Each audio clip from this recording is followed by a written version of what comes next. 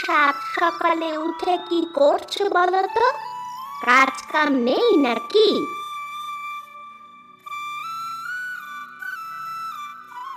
এই তো গিন্নি, কটা গাছ লাগাচ্ছি, বড় হলে ফল দেবে।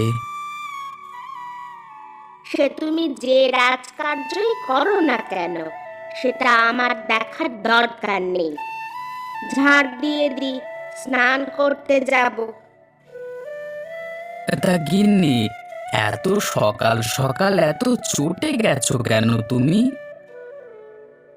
না, চটে যাবে না। রান্নাঘরে একবার ঢুকে দেখো, রান্না করার কিছুই সরঞ্জাম নেই।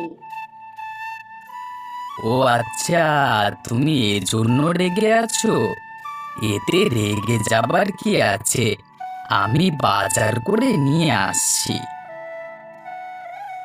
তোমার মুরদ আমার জানা আছে। ওই তো নিয়ে আসবে কুচো মাছ আর কিছু সবজি, তাও ভালো নয়। এদিক ওদিক বাদ দিয়ে রান্না করতে হয়। তুমি ওইভাবে বললি হবে নাকি? যেরকম বেতন পাই সেই অনুযায়ী তো চলতে হবে, না হলে সারা মাস আমাদের চলবে কি করে? তা সারাদিনই তো তোমার জমিদার মশাইয়ের কাছে পড়ে থাকো, গিয়ে বলো না বেতন কিছুটা বাড়াতে। আমি বললি বেতন বাড়িয়ে দেবে নাকি?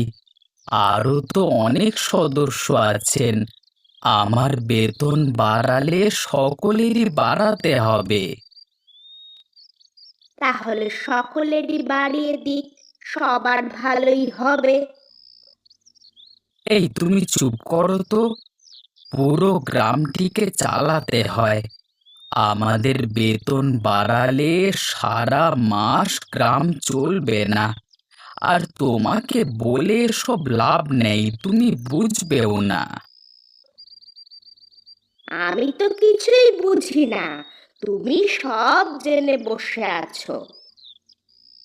আমি বাজারে চললাম, প্রতিদিনের মতোই কুঁচো মাছ আর সবজি নিয়ে আসবো। তাতে তোমার খেতে ইচ্ছে হলে খেও, না হলে খেতে হবে না। হ্যাঁ, এখন তো বলবেই। বাবা আমার